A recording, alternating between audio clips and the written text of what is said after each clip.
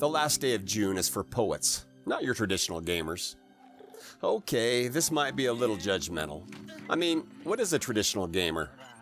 In my experience, traditional gamers want something to shoot, whether it be Goombas in Mario, large cactus monsters in Final Fantasy, or other people in Halo. At the least, they want some adventure, bringing them in contact with fantastical creatures and strange new lands. Traditional gamers might understand that the last day of June may not be about a day of the month, but they might not appreciate the wordplay, meaning the last day in the life of a woman named June.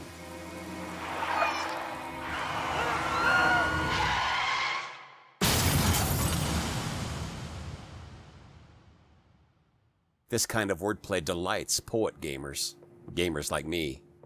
The last day of June actually takes place in the autumn, but it has the feel of a long summer day. Do you like reading a book under a tree on the top of a hill?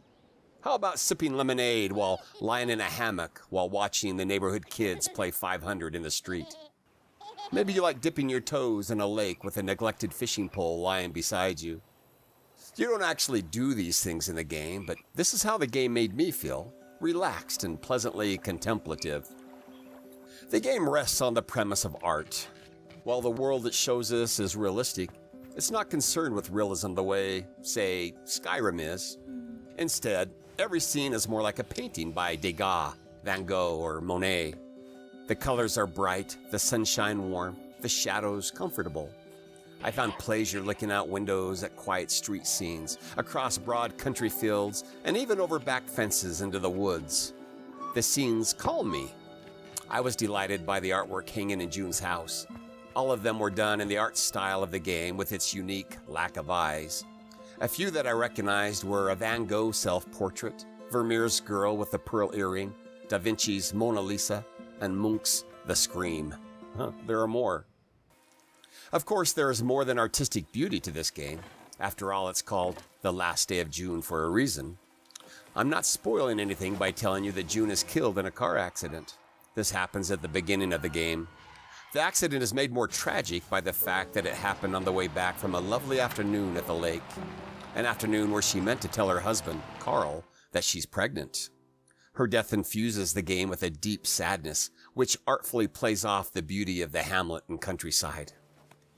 June's death in the car accident and the fact that Carl was driving at the time sends Carl into a depression. The only real darkness in the game is found in his home after June's death. In scenes before June dies, we see a house full of light, of paintings by June, of photographs of both of them together, and a photo portrait of their neighbors in the hamlet. After her death, the husband doesn't bother to turn the lights on and makes his way through a dark house in a wheelchair. Anything that reminds him of his wife has been removed. You may notice the blank spots on the walls where the pictures used to be. Even the clock no longer has hands. He doesn't want to be reminded of the fateful hour of June's death. The gameplay begins in the middle of the night when he is awakened by bad dreams and hunger. The hunger drives him to enter his wife's studio in search of a can opener.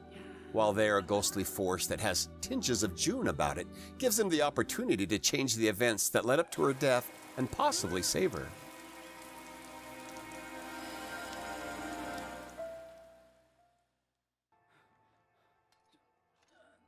Ghostly portraits of neighbors that June painted before her death appear in the hamlet. These ghostly portraits are transferred to the studio as Carl wills his way through the sleeping hamlet where time has stopped. He relives moments with June, both important and trivial, as he goes. When he touches a portrait in the dark studio, he is able to relive the events of the day as seen by that neighbor and alter them to change the result at the end of the day.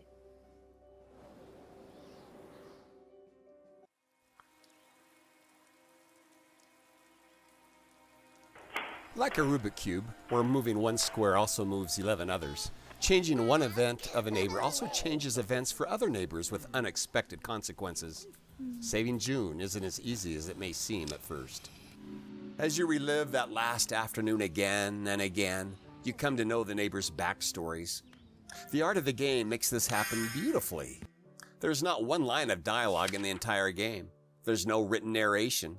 It's all done visually and with sounds that slightly mimic voices. There are many little delightful details that I missed on my first run through. June's best friend and neighbor is in love with Carl. This is made more clear later in the game, but I might have realized it sooner had I seen the twist of the neighbor's foot and the lingering touch of her hand on Carl's when she hands over the borrowed can opener. There are little touches like this throughout the game that gives it a richness that I found satisfying. Part of the gameplay is collecting memories for each character. These aren't fully necessary to complete the game, but it gives you incentive to explore the game world more thoroughly.